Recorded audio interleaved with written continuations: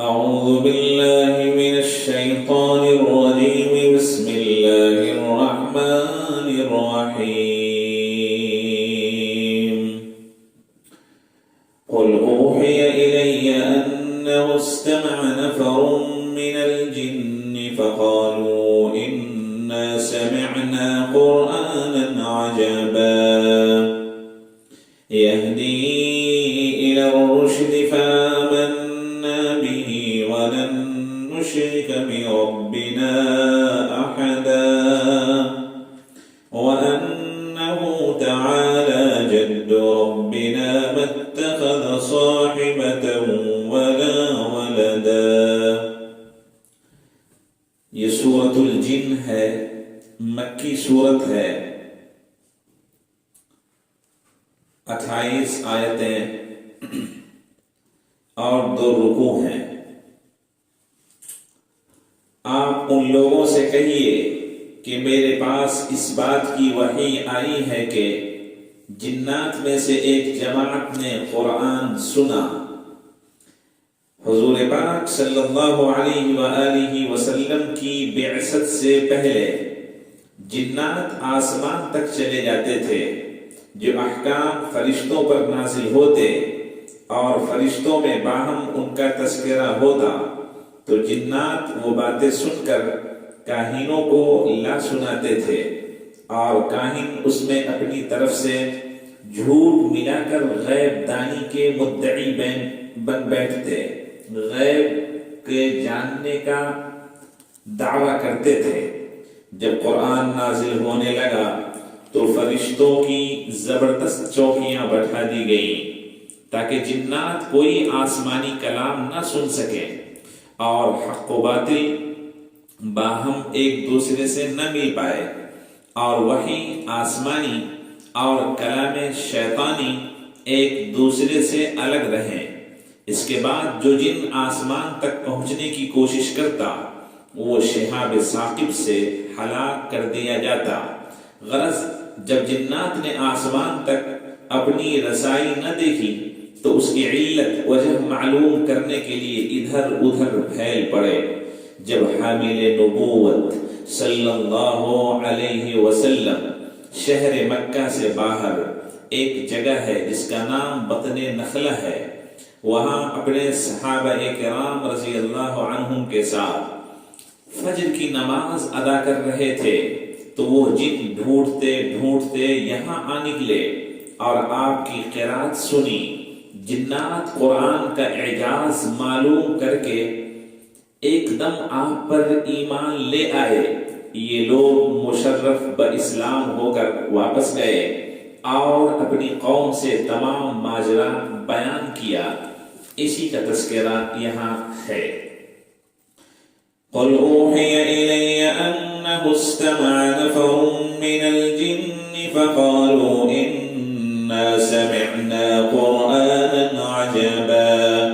آپ ان لوگوں سے کہیے کہ میرے پاس اس بات کی وحی آئی ہے کہ جنات میں سے ایک جماعت نے قرآن سنا.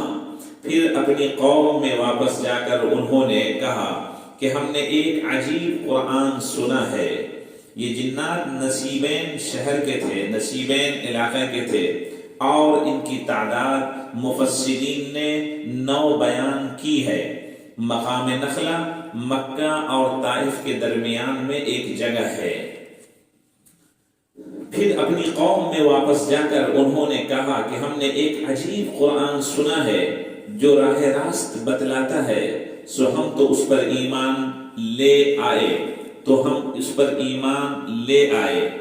قرآن ہونا تو اس کے مضمون سے معلوم ہوا اور عجیب ہونا اس سے کہ مشابہ کلام بشر کے نہیں، یہ کلام انسانوں کے کلام کی طرح نہیں ہے.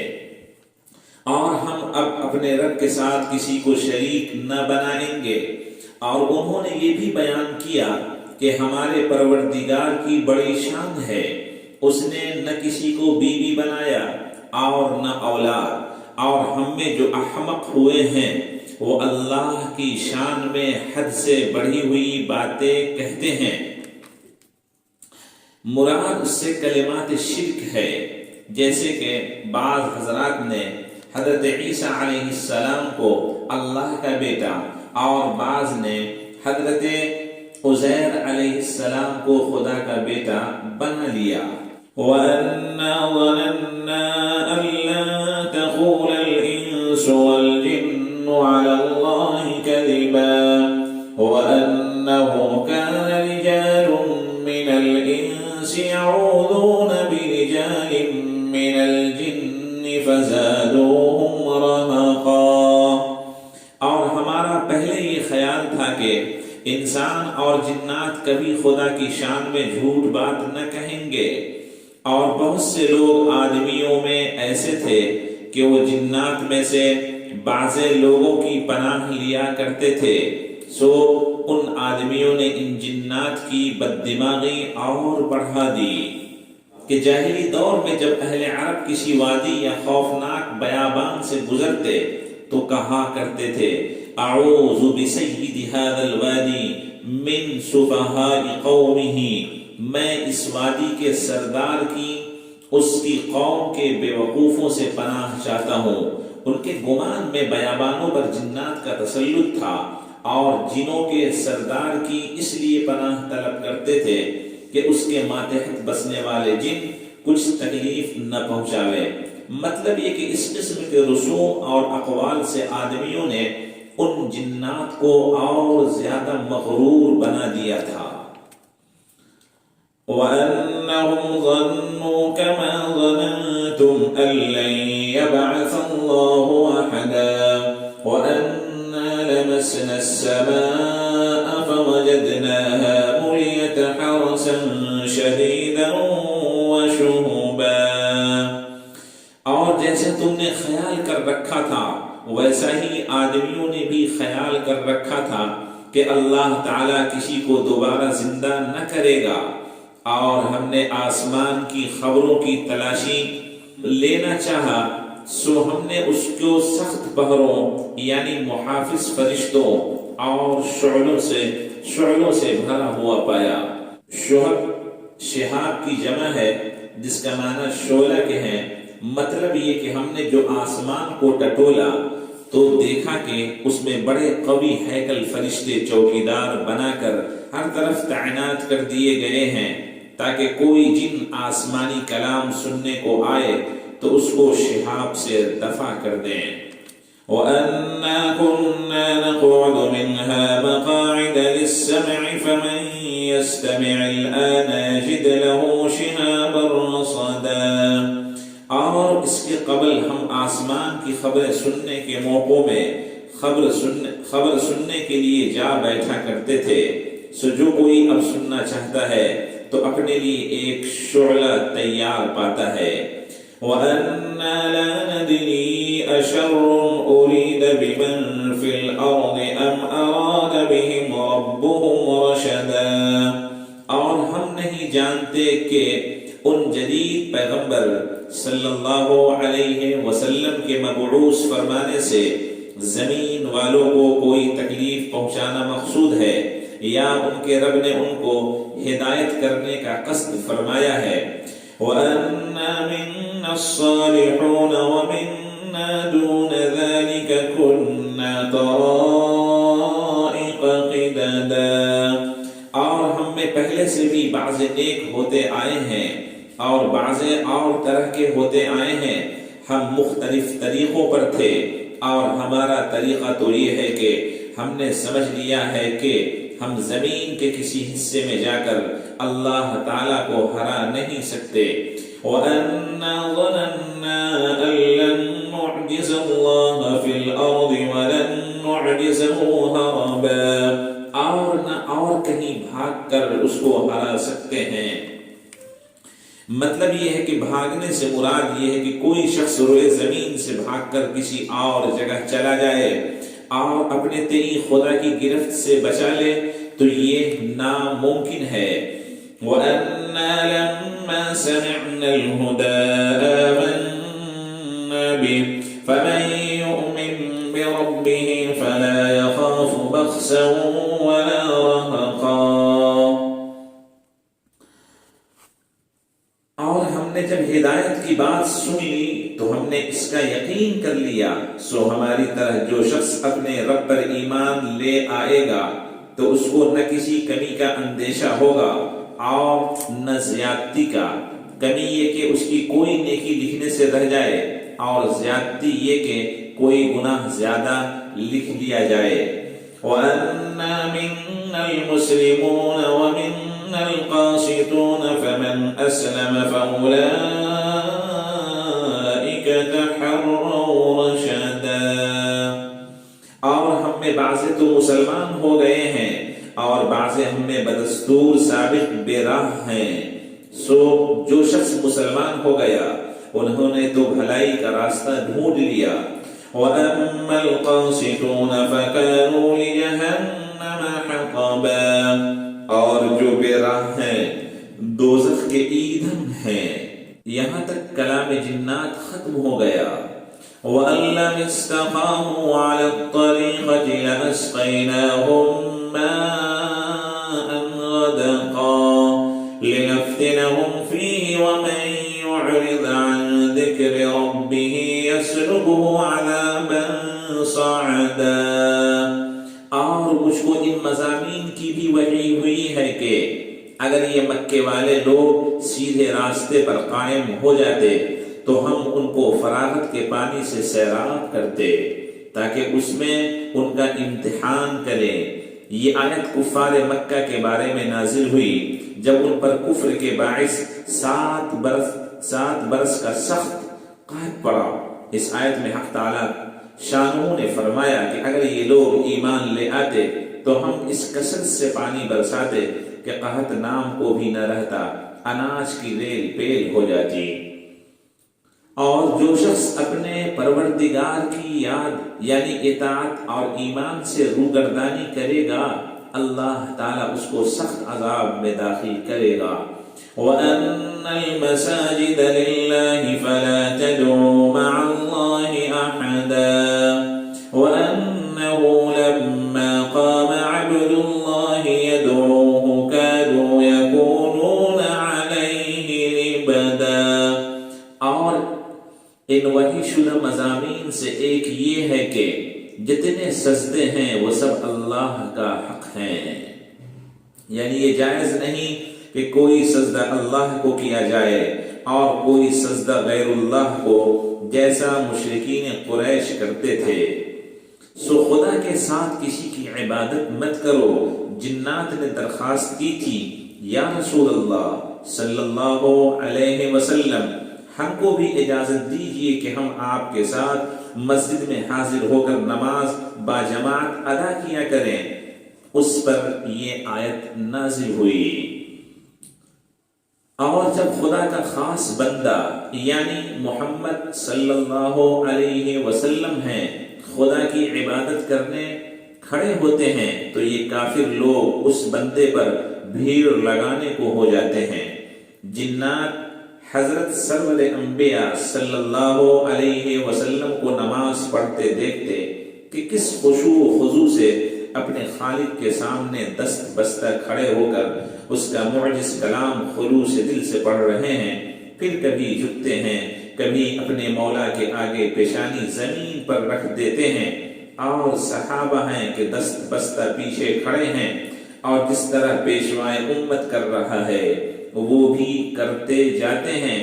تو یہ حالت دیکھ کر جنات کلام مجید سننے کے شوق میں سرور دو عالم صلی اللہ علیہ وسلم کے ارد گرد ہجوم کرتے تھے اور کھچا کھچ ایک دوسرے سے چمٹے جاتے تھے۔ اسی موقع سے ان کی یہ حالت کا تذکرہ کیا گیا۔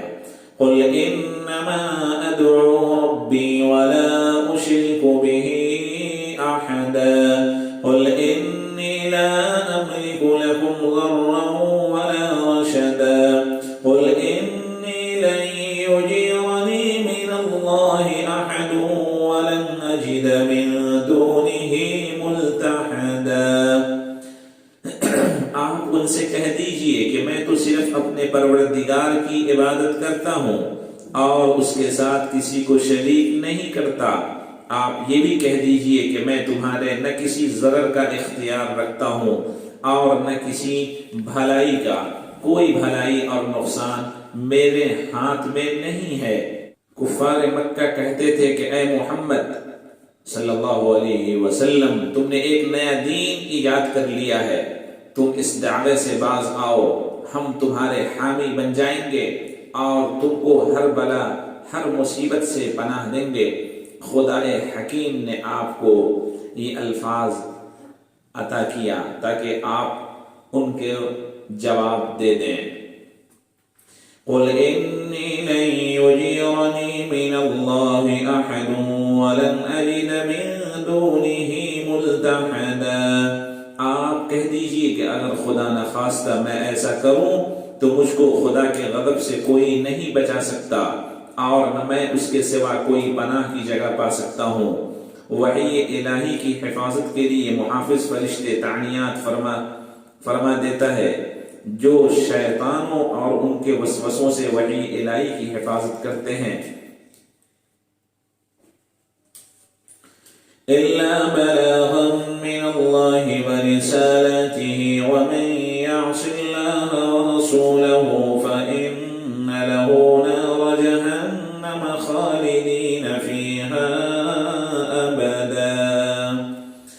لیکن خدا کی طرف سے پہنچانا اور اس کے پیغاموں کا ادا کرنا یہ میرا کام ہے، اور جو لوگ اللہ اور اس کے رسول صلی اللہ علیہ وسلم کا کہنا نہیں مانتے تو یقیناً ان لوگوں کے لیے آتش دوزخ ہے جس میں وہ ہمیشہ ہمیشہ رہیں گے، لیکن یہ کفار اس جہالت سے باز نہ آئیں گے۔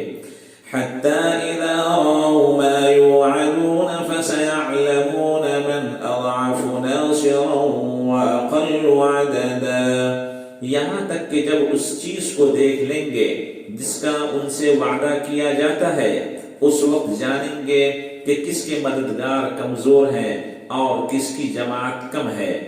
قُلْ إِنْ أَدْرِي أَقَرِيبٌ مَا تُوعَدُونَ أَمْ يَجْعَلُ لَهُ رَبِّي أَمَدًا۔ آپ ان سے کہہ دیجئے کہ مجھ کو معلوم نہیں کہ جس چیز کا تم سے وعدہ کیا جاتا ہے آیا وہ نزدیک آنے والی ہے یا میرے پروردگار نے اس کے لیے کوئی مدت دراز مقرر کر رکھی ہے۔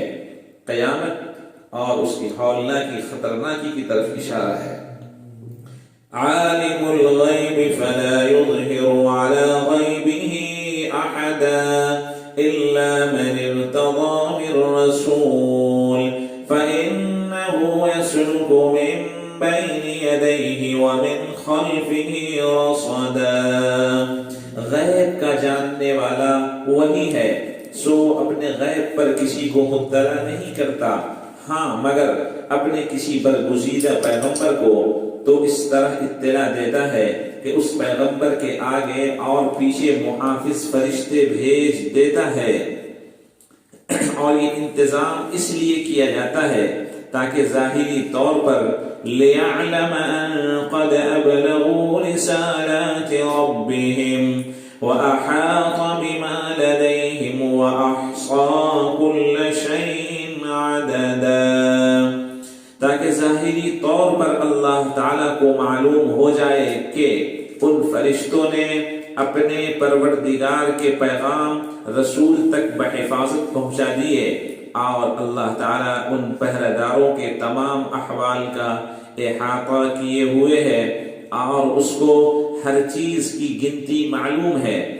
اللہ تبارک و تعالی ہم سب کو قرآن پاک سے ہدایت حاصل کرنے کی توفیق عطا فرمائے۔